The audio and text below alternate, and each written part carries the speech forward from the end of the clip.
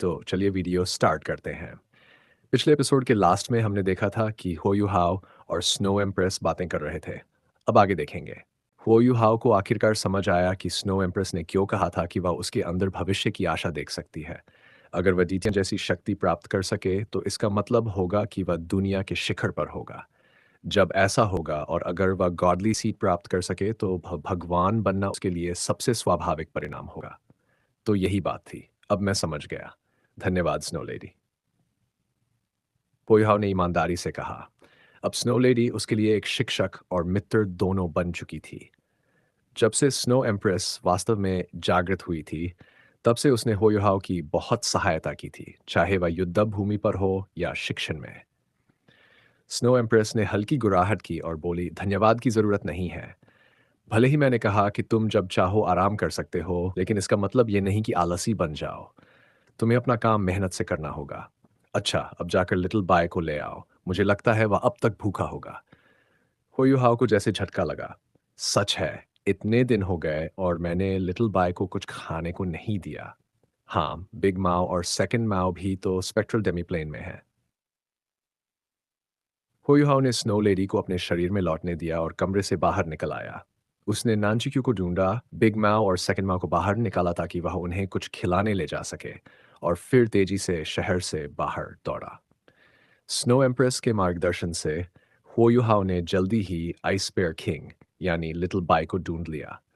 Ice bear king Shrek city से ज्यादा दूर नहीं, एक छोटी नदी के किनारे आराम से झपकी ले रहा था। वह अभी भी मानव रूप में था। उसका विशाल पेट बाहर निकला हुआ था और वह नदी में हाथ डालकर मछलियां पकड़ रहा था। बिना देखे ही वह हर बार एक या दो मछलियां पकड़ लेता और उन्हें निगल जाता। लेकिन शहर के बाहर इतनी मछलियां कहाँ से आती, और वो भी इतनी छोटी। वो युहा उसके सुस्त रूप को देखकर समझ गया कि उसकी भूख अभी शांत नहीं हुई है। लिटिल बायुहाओ ने दूर से ही स्पिरिचुअल डिटेक्शन के जरिए उसे ढूंढ लिया और पुकारा। आइस बेयर किंग तुरंत उठ खड़ा हुआ, आश्चर्य और खुशी से होयुहाओ की ओर देखने लगा। होयुहाओ को संदेह हुआ कि क्या ये उसकी तरफ इतनी उत्सुकता से देख रहा है क्योंकि वह भूखा है या सच में उसे याद कर रहा है। आप आ गए दादा, मैं भूख से मर रहा हूँ। लिटिल बाय ने लगभग हकलाते हुए कहा और बहुत ही मासूम चेहरा बना लिया, उन्हें सिर हिलाया। अगर कोई देखता तो कौन मानता कि ये आदमी एक्सट्रीम नॉर्थ के सबसे शक्तिशाली सैवेज बीस्ट्स में से एक है। वह तो भूखे बच्चे की तरह लग रहा था। ठीक है, ठीक है, पेट भर लो। होयुहाव ने अपने स्टोरेज सोल टूल से सूखी मछली और मांस का ढेर निकाला ताकि आइस बेयर किंग खा सके। होयुहाव के मन में योजना थी कि वह उसे वापस लेकर जाएगा, क्योंकि अगर वह टैंक सेक्ट में जाकर इस तरह खाना खाने लगेगा तो पूरा सेक्ट डर के मारे हिल जाएगा। आइस बेयर किंग खाने में इतना मगन था कि उसे और कुछ परवाह नहीं थी। वह बैठ गया और खुशी खुशी खाना खाने लगा। पूरा 1 घंटा खाने के बाद उसने पेट थपथपाया और अचानक बहुत जोश में आ गया। होयुहाव बस उसे देखता रह गया। अब कहाँ चलें दादा, आइस बेयर किंग ने पूछा। तभी सफेद रोशनी की चमक में स्नो एम्प्रेस प्रकट हुई। माँ! आइस बेयर किंग तुरंत जमीन पर लेट गया और आदर से बोला। स्नो एम्प्रेस का चेहरा थोड़ा लाल हो गया। मुझे माँ मत कहो, अगली बार स्नो एम्प्रेस कहना। फिर वह होयुहाव की ओर मुड़ी। युहाव, तुम उससे अभी फ्यूज करना चाहते हो या बाद में? होयुहाव समझ गया। क्या आप कह रही हैं कि मेरी सोल पावर रैंक 80 पर पहुंच गई है? स्नो एम्प्रेस ने सिर हिलाया। हाँ, भले ही अभी पहुंचे हो, लेकिन तुम रैंक 80 पर हो। तुम बिना दिक्कत के एक और सोल रिंग या स्पिरिट अब्सॉर्ब कर सकते हो। लिटिल बाय तुम्हारा विरोध नहीं करेगा और स्पिरिट बनने के बाद तुम्हारी सोल पावर कम से कम 2 रैंक बढ़ जाएगी, क्योंकि तुम्हारे पास अल्टीमेट आइस है। वरना एक सामान्य सोल मास्टर को 4 या 5 रैंक तक बढ़ोतरी मिलती। रैंक 80 के बाद सोल पावर बढ़ाना बेहद मुश्किल था, लेकिन लिटिल बाय जैसे 2 लाख साल पुराने सैवेज बीस्ट के स्पिरिट बनने से यह संभव था। लेकिन फिर भी उसने कहा, स्नो लेडी, मुझे उस पर दया आती है। क्या उसे मेरा स्पिरिट बनाना सही होगा? स्नो एम्प्रेस मुस्कुराई। तुम्हें हिचकिचाने की जरूरत नहीं है। अब मुझे तुम पर भरोसा है। तुमसे जुड़ना उसके लिए भी अच्छा होगा। वह गायब नहीं होगा, उसकी चेतना बनी रहेगी। यह मौका हर सोल बीस्ट का सपना होता है। इसलिए चिंता मत करो, लिटिल बाय खुद भी इसके लिए तैयार होगा। हाँ हाँ, मैं तैयार हूं, लिटिल बाय ने बिना सोचे तुरंत कहा। हो युहाओ ने मन ही मन कहा। लिटिल बाय, तुम शायद समझ भी नहीं रहे क्या हो रहा है, बस जल्दी में बोल रहे हो। फिर उसने कहा, स्नो एम्प्रेस, अभी मैं फ्यूज नहीं करूंगा। मैं जल्द ही फ्रंटलाइन जा रहा हूँ, जहाँ सन मून एम्पायर और हेवनली सोल एम्पायर के बीच युद्ध चल रहा है। वहाँ लिटिल बाय की मदद ज़रूरी होगी। एक्सपीडिशन के बाद हम स्नो एम्प्रेस बोली, ठीक है, उसे साथ ले जाओ। जब चाहो तब फ्यूज़ कर सकते हो। ध्यान रहे वो अपनी ट्रिबुलेशन के करीब है, अगर कुछ गड़बड़ लगे तो तुरंत फ्यूज़ कर लेना। वो युहाओ ने सिर हिलाया। ठीक है, टीचर शाओया को बचाने के बाद मैं ऐसा ही करूँगा। हो युहाओ आइस बेयर किंग को लेकर टैंग सेक्ट लौटा। उसने लिटिल बाय को समझाया कि अंदर जाकर उसे दादा नहीं कहना है। लिटिल बाय उत्सुक बच्चे की तरह सवाल पूछता रहा, जब तक युहाओ ने यह धमकी नहीं दी कि अगर वह चुप नहीं हुआ तो उसे खाना नहीं मिलेगा। जैसे ही वे दरवाजे पर पहुंचे, नाना मिली। कई सालों में नाना बहुत बदल चुकी थी। अब वह आत्मविश्वासी और सुंदर थी। टंगसेक्ट की बटलर थी और उसकी स्थिति बहुत ऊंची थी। फिर भी जब भी होयुहाव देखती, वह आदतन मास्टर कहती। ये मेरे दोस्त है। होयुहाव ने आइस बेयर किंग का परिचय कराया। नाना मुस्कुराई, टंगसेक्ट में आपका स्वागत है। आइस बेयर किंग ने सीधा कहा, हेलो प्रिटी लेडी। होयुहाव ने तुरंत उसे कोहनी मारी, तब जाकर वह शर्मिंदा होकर चुप हो गया। बेबे का कार्यालय विस्फोट में नष्ट हो गया था, इसलिए अब बैठकें कॉन्फ्रेंस रूम में हो रही थी।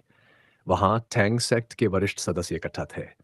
चर्चा हो रही थी कि शाओए को बचाने के मिशन पर कौन जाएगा। एल्डेस्ट सीनियर ब्रदर, इस बार मुझे जाने दो। हिकेतो की आवाज आई, जिसमें हल्का आक्रोश था। बेबे मुस्कुराया, जल्दी मत करो खेतो, मुझे पता है तुम बाहर जाना चाहते हो, लेकिन टैंग सेक्ट की देखरेख के लिए तुम्हारी जरूरत है। टीचर श्वान सब नहीं संभाल सकते और तुम सोल टूल्स में सबसे कुशल हो, हमारे लिटिल जूनियर ब्रदर के बाद। तुम स्थिर हो, इसलिए मैं चाहता हूं कि तुम फिलहाल मेरी जगह देखरेख करो। हिकेतु ने सिर हिलाया। नहीं एल्डेस्ट ब्रदर, मुझे जाने दो। लिटिल जूनियर ब्रदर को यहाँ रहने दो। वह हर काम मुझसे बेहतर कर सकता है। वैसे भी वह लंबे समय से बाहर खतरे में रहा है, अब उसे थोड़ा आराम करने दो। सेकंड सीनियर ब्रदर, मेरी पीठ पीछे वार मत करो, युहाव हंसते हुए बोला। हिकेतु ने उसकी ओर मुड़कर देखा और हंसते हुए बोला, तुम इसे बैक स्टैब कर रहे हो? मैं ये बात तुम्हारे सामने भी कहता। तुम हाल ही में बहुत बाहर घूम रहे हो और सेक्ट के अंदर के सारे काम हम लोग संभाल रहे हैं। अब तुम्हारी बारी है यहीं रुकने की। वो युहाव हल्के से मुस्कुराया और बोला, मैं सेक्ट के अंदरूनी मामलों को संभालने में ज्यादा अच्छा नहीं हूँ। एल्डेस्ट सीनियर ब्रदर मुझ पर वो जिम्मेदारी नहीं छोड़ेंगे और मैं टांग सेक्ट का मुख्य कंट्रोल टाइप सोल मास्टर हूँ। अगर मैं नहीं रहूंगा तो सबकी शक्ति बहुत घट जाएगी। उसे चिंता थी कि बेबे उसे जाने नहीं देंगे। टैंक्स में उसकी व्यक्तिगत शक्ति सबसे ऊंची थी और सबसे जरूरी बात यह थी कि वह एकमात्र असली कंट्रोल टाइप सोल मास्टर था। उसकी मौजूदगी से सबकी कुल शक्ति बहुत बढ़ जाती थी। इसके अलावा अब तक हर युद्ध में वही कमांडर रहा था। बेबे ने हल्का सिर हिलाया और कहा, सच में लिटिल जूनियर ब्रदर के बिना बाहर लड़ाई करना लगभग असंभव है। सच बताऊं तो मैं चाहता हूं कि वह यही रुके और सेक्ट के अंदर के काम संभाले। लेकिन हाँ, ये काम इस मिशन के बाद करेंगे। हुयुहाओ ने गर्व से हिकेटू की ओर देखा, जबकि हिकेटो ने निराश होकर कहा, एल्डेस्ट सीनियर ब्रदर, आप पक्षपात कर रहे हैं। इस बार हमारे साथ डीन यैन और एल्डर सॉन्ग भी तो कमांड करेंगे। लिटिल जूनियर ब्रदर नहीं भी गया तो कोई फर्क नहीं पड़ेगा। हुयुहाओ ने विनम्र स्वर में कहा, ऐसा मत कहो। सन मून एम्पायर के एरियल सर्वेलेंस सोल टूल्स बहुत तेजी से विकसित हो रहे हैं और मैं लगातार उनसे लड़ता रहा हूं। मुझे उनके लड़ाई के तरीके की गहरी समझ है। इसके अलावा फ्रंटलाइंस की स्थिति अभी रहस्य है और हमें नहीं पता कि टीचर शाओया कहाँ है। मेरी स्पिरिचुअल डिटेक्शन से उन्हें ढूंढना बहुत आसान होगा। एल्डर श्वान ने पहले ही कहा है कि इस अभियान में हमें अपने दुश्मनों को भ्रमित रखना है। सेकंड सीनियर ब्रदर, तुम्हारी सोल टूल्स से लड़ने की शक्ति बहुत ऊंची है, लेकिन अगर हमने अपनी एकेडमी के सोल टूल्स का स्तर दुश्मनों को दिखा दिया तो हमारा पूरा प्लान खतरे में पड़ जाएगा। हिकेतो युहाओ की बात सुनकर चुप हो गया। सच तो यह था कि इस बार उसका यहीं रहना ज्यादा उपयुक्त था, लेकिन वह लंबे समय से बाहर नहीं गया था और कुछ करने के लिए बेचैन था। और सबसे जरूरी बात, शाओ शाओ भी इस एक्सपीडिशन में शामिल थी, इसलिए वह उसके लिए चिंतित था और उसका रक्षा करना चाहता था। मैं सहमत हूं कि उसे यहीं रहना चाहिए। यह गहरी आवाज उसी समय सुनाई दी। सबकी नजरें उस दिशा में मुड़ी और यह आवाज श्वान जीवन की थी, जो बे के ठीक नीचे बैठे थे। बाकी लोगों के शब्द इतने प्रभावी नहीं होते, लेकिन श्वानजीवन की बात सुनते ही खेतों के चेहरे पर मुस्कान आ गई। श्वानजीवन कौन थे? वह टैंग सेक्ट के सोलटूल हॉल के मास्टर थे और सेक्ट के हाल के विकास में उनका बहुत बड़ा योगदान था। सेक्ट के सभी वरिष्ठ सदस्य उन्हें अत्यंत सम्मान देते थे जैसे कोई शिक्षक हो। वह हो युहाओ के भी शिक्षक थे और बेई बे को भी उनके विचारों का सम्मान करना पड़ता था। हो युहाओ का चेहरा तुरंत गिर गया। टीचर श्वान, आप? श्वान जीवन ने ठंडी आवाज में कहा, तुम में अब भी इतना साहस है कि मुझसे बहस करो? बताओ, कितने समय से तुमने सोलटूल कंस्ट्रक्शन की पढ़ाई नहीं की? मत भूलो, तुम पहले ही क्लास 7 सोल इंजीनियर हो, और अगर तुम अपना सोल इंजीनियर विकास छोड़ना भी चाहो, तो भी मैं इसकी अनुमति नहीं दूंगा। क्यों? होयुहाव ने हैरानी से पूछा। उसे याद आया कि उसका टीचर श्वान से समझौता हुआ था कि वे सोल टूल्स के उपयोग पर ज्यादा ध्यान देंगे, फोर्जिंग पर कम। क्योंकि वह ट्विन मार्शल सोल्स वाला था और उसकी सोल मास्टर्स थी पहले ही बहुत ऊंची थी, दोनों क्षेत्रों में एक साथ प्रशिक्षण लेने से उसकी कल्टीवेशन गति पर असर पड़ता। बेशक, ये तो वह कारण था जो उसने टीचर श्वान को बताया था। सच में, जब से उसने अपना स्पिरिचुअल सोल कोर प्राप्त किया था और मैनिफोल्ड मिस्टीरियस आइस एसेंस अवशोषित किया था, तब से सोल इंजीनियर के रूप में प्रशिक्षण का उसकी कल्टीवेशन पर कोई विशेष प्रभाव नहीं पड़ता था। श्वान जीवन ने हल्की हंसी के साथ कहा, तुमने खुद के लिए गड्ढा खोद लिया है। याद है वो रेयर मेटल्स जो तुमने चुक्यू से यहाँ भिजवाए थे? क्या आप डिवाइन आइस क्रिस्टल्स की बात कर रहे हैं? वो युहाव ने पूछा। श्वान जीवन ने सिर हिलाया, हाँ, मैं उन्हीं डिवाइन आइस क्रिस्टल्स की बात कर रहा हूँ। मैंने पहले कभी ऐसा दुर्लभ धातु नहीं देखा था, इसलिए जैसे ही वह यहाँ पहुंची मैंने उसकी जांच शुरू कर दी। कई तरीकों से मैंने उसका विश्लेषण किया और अंततः एक निष्कर्ष पर पहुंचा।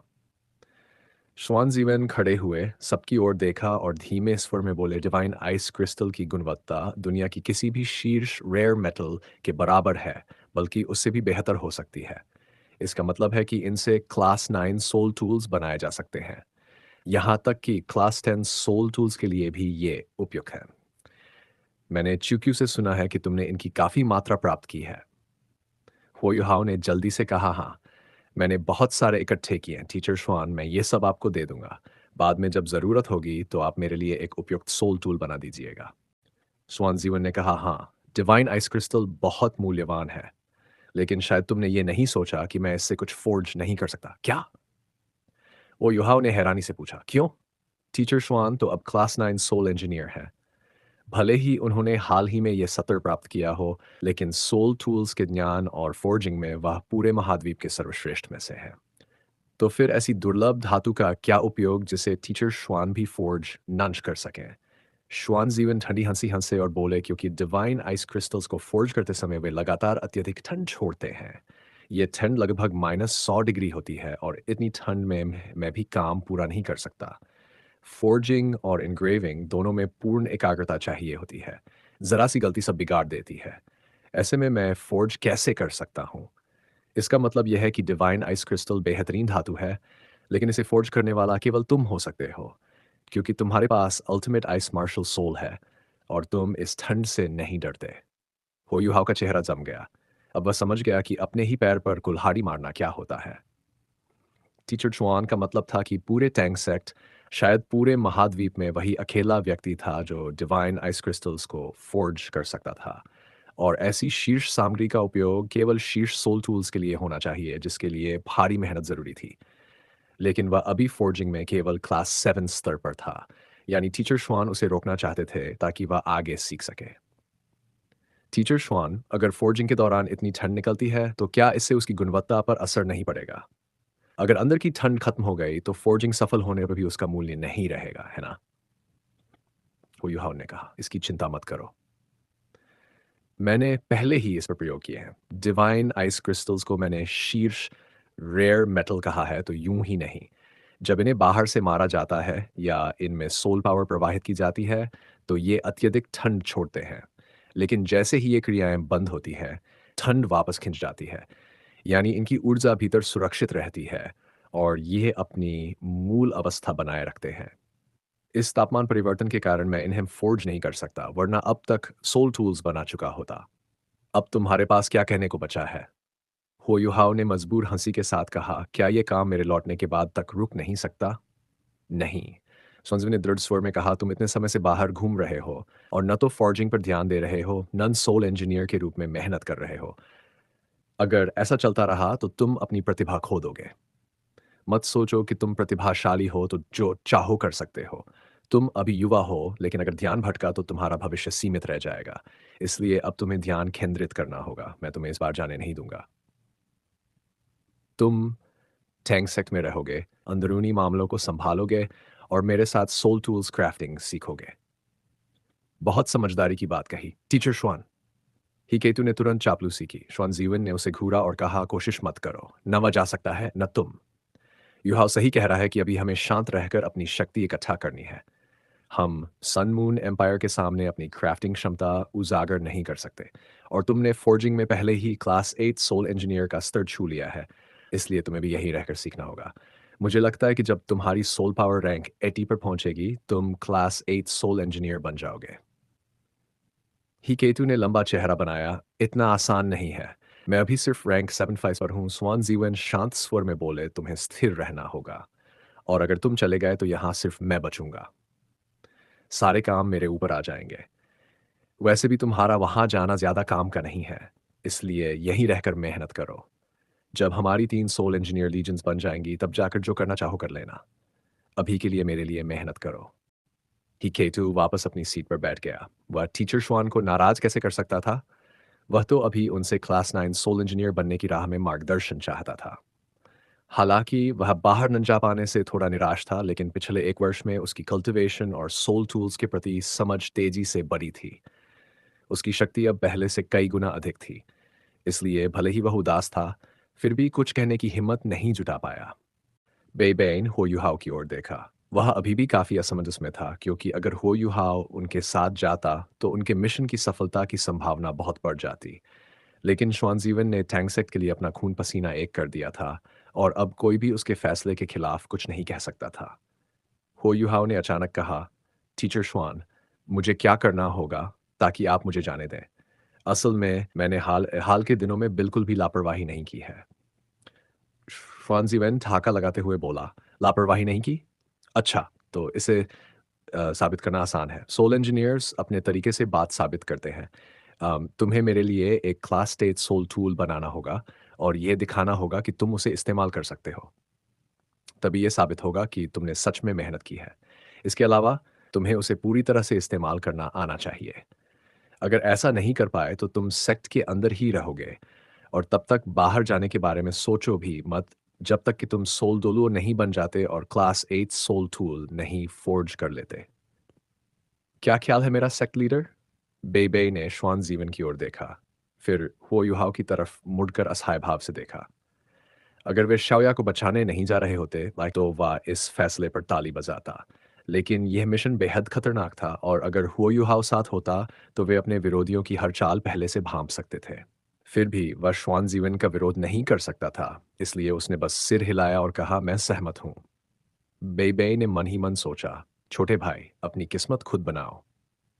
किसने कहा था इतना बाहर बिताने के लिए कि अब टीचर श्वान खुद नाराज हो गए हैं? अब मैं कुछ नहीं कर सकता। हो युहाओ ने आह भरते हुए कहा, टीचर श्वान, ये तो बहुत कठोर है। क्या मैं क्लास 7 सोल टूल फोर्ज नहीं कर सकता? श्वान जीवन ने ठंडे स्वर में कहा, मुझे बेवकूफ मत समझो। तुम बहुत पहले से क्लास 7 सोल इंजीनियर हो। भले ही तुम ज्यादा क्लास 7 सोल टूल्स बनाना नहीं जानते, लेकिन अपनी स्पिरिचुअल पावर से एक बनाना तुम्हारे लिए मुश्किल नहीं है। तुम सोल सेज हो। क्लास 7 सोल टूल तुम्हारे लिए खिलौना है। कोई बहस नहीं। तुम्हें क्लास 8 सोल टूल ही फोर्ज करना होगा। होयुहाव ने मजबूर होकर हंसी की और कहा, लेकिन टीचर श्वान, मैंने तो कभी क्लास 8 सोल टूल का ब्लूप्रिंट तक नहीं देखा। मैं वो कैसे बना सकता हूँ? श्वान जीवन ने झुंझलाकर कहा, और फिर भी तुम ये कहते हो कि तुमने मेहनत की है। होयाव समझ गया कि अब वो इससे नहीं बच सकता। जब टीचर श्वान गंभीर हो जाते थे, तब कोई भी उनका मन नहीं बदल सकता था। उसने सबकी ओर देखा, लेकिन ज्यादातर उसके साथी तो उसके हाल पर मुस्कुरा रहे थे। खासकर ननच्यू के चेहरे पर तो साफ खुशी झलक रही थी। कोई मेरी मदद क्यों नहीं कर रहा? होयुहाव ने मन ही मन शिकायत की। ठीक है टीचर श्वान, मैं कोशिश करूंगा। आप मुझे क्लास 8 सोल टूल का ब्लूप्रिंट दीजिए। अगर मैं उसे बना लूँ और इस्तेमाल कर सकूँ, तो आपको मुझे इस मिशन में जाने देना होगा। क्या मुझे कुछ दिन मिल सकते हैं, एल्डेस्ट सीनियर ब्रदर? बेई ने आश्चर्य से कहा, तुम सच में कोशिश करने जा रहे हो, छोटे भाई? क्लास 8 सोल टूल? क्या मजाक कर रहे हो? श्रेक एकेडमी में तो सिर्फ कुछ ही लोग क्लास 8 सोल टूल्स फोर्ज कर सकते थे, जैसे फैन यू और चंडोरो। यहाँ तक कि शैनलिनर को भी पूरा भरोसा नहीं था कि वह अकेले एक बना सके, और हुओ युहाओ तो अभी बहुत युवा था। बेबाई ने सिर हिलाते हुए कहा, तुम बहुत जिद्दी हो। अगर कोशिश करना चाहते हो तो करो, लेकिन हम सिर्फ 3 दिन तुम्हारा इंतज़ार करेंगे, उसके बाद हम निकल जाएंगे।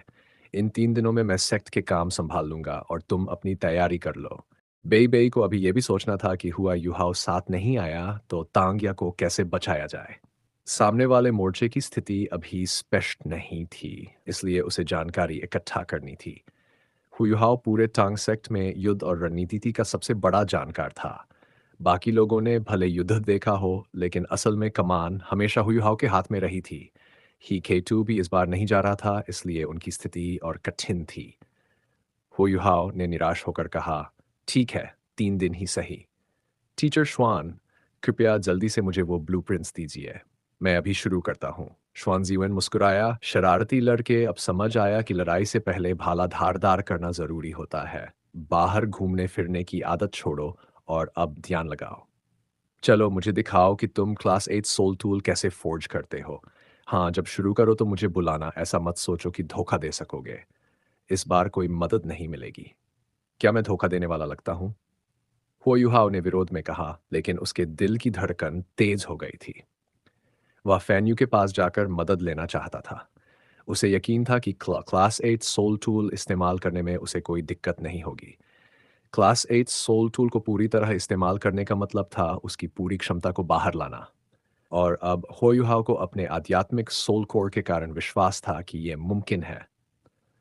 श्वानजीवन ने एक मोटा ब्लूप्रिंट का ढेर उसे दिया। क्लास 8 सोल टूल एक ब्लूप्रिंट से नहीं बन सकता था। उसे कई हिस्सों में बांटकर बनाना पड़ता था। Shell, formation arrays, assembling process, activation circuits आदि। हर ब्लूप्रिंट किसी हिस्से का विवरण देता था। जब होयुहाओ ने उन ब्लूप्रिंट्स को देखा तो उसका चेहरा उतर गया। यह तो साफ था कि टीचर श्वान जानबूझकर उसे मुश्किल दे रहे हैं। 30 से ज्यादा ब्लूप्रिंट्स थे। सामान्य क्लास 8 सोल टूल इतना जटिल नहीं होता। टीचर श्वान जानते थे कि होयुहाओ के पास कोई अपना तैयार क्लास 8 सोल टूल नहीं है, इसलिए उन्होंने सबसे कठिन वाला ब्लूप्रिंट दिया। होयुहाओ ने मन में सोचा, टीचर श्वान आप बहुत सख्त हैं, लेकिन वह नाराज नहीं हुआ। वह जानता था कि यह सब उसकी भलाई के लिए है। उसे खुद भी एहसास था कि अब उसे रुककर ध्यान से अध्ययन और साधना करनी चाहिए, लेकिन थंग्या को बचाने का मिशन छोड़ना उसके लिए असंभव था। कोई बात नहीं, मैं पूरी कोशिश करूंगा। अगर नहीं बना पाया तो गलती मेरी होगी। होयाओ ने ब्लूप्रिंट्स उठाए और बाहर जाने लगा। अरे युहाओ, मेरा क्या? किंग लिटिल बाय ने खुद की ओर इशारा करते हुए कहा। सबने पहले ही इस मोटे को देख लिया था, लेकिन क्योंकि हो युहाओ उसे साथ लाया था, किसी ने सवाल नहीं किया। हो युहाओ ने कहा, ये मेरा दोस्त है, एल्डेस्ट सीनियर ब्रदर। ये भी हमारे साथ टीचर शाओया को बचाने जाएगा। क्या आप इसके रहने का इंतजाम कर सकते हैं? इसका खाना मैं दूंगा। अब मैं चलता हूँ। सेकंड सीनियर ब्रदर, क्या आप मेरे साथ चलकर कुछ मटेरियल्स जुटाने में मदद करेंगे? होयुहाओ टैंग सेक्ट का मुख्य सदस्य था, लेकिन सोलटूल हॉल से उतना परिचित नहीं था।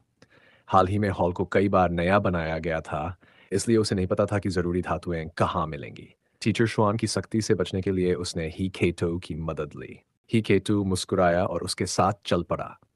वह भी देखना चाहता था कि हुईहाओ क्लास 8 सोल टूल कैसे फोर्ज करेगा। बेबे और बाकी वहीं रहे और चर्चा करने लगे कि कौन पीछे रहेगा। नाना ने आदेश को स्वीकार किया, हालांकि उसके चेहरे पर निराशा थी। अगर बेबे नहीं रहेगा तो टैंग सेक्ट में अनुशासन बनाए रखने के लिए किसी का होना जरूरी था। बेबे को लगा कि टैंग सेक्ट को संभालने के लिए किसी का रहना आवश्यक है। जिंगजियन ने खुद पीछे रहने का फैसला किया। उसे पता था कि उसकी शक्ति अब बाकी साथियों से पीछे रह गई है। वो पहले सोल एम्परर बनी थी, लेकिन अब लगभग सभी 7 मॉन्स्टर्स उससे आगे निकल चुके थे। इसलिए उसने सोचा कि सेक्ट में रहकर योगदान देना ज्यादा उपयोगी होगा। वह वैसे भी अपने पति के साथ एक थी, और जी जुएचन तो निश्चित रूप से जाएगा क्योंकि उसकी लड़ाई की लालसा बहुत तीव्र थी। जिंगजियान के अलावा बेबे ने तय किया कि बाकी सभी मुख्य सदस्य मिशन पर जाएंगे। यह अभियान बेहद महत्वपूर्ण था और अगर हुआ युहाव नहीं गया तो उनके असफल होने की संभावना बहुत बढ़ जाएगी। तो चलिए ये वीडियो यहीं समाप्त करते हैं। कमेंट में ये ज़रूर बताना आपको किस तरह की वीडियो चाहिए। वीडियो अच्छी लगी हो तो लाइक करना, अपने विचार कमेंट करना। चैनल पर नए हो तो सब्सक्राइब ज़रूर करना। तो चलिए मिलते हैं अगले वीडियो में। धन्यवाद।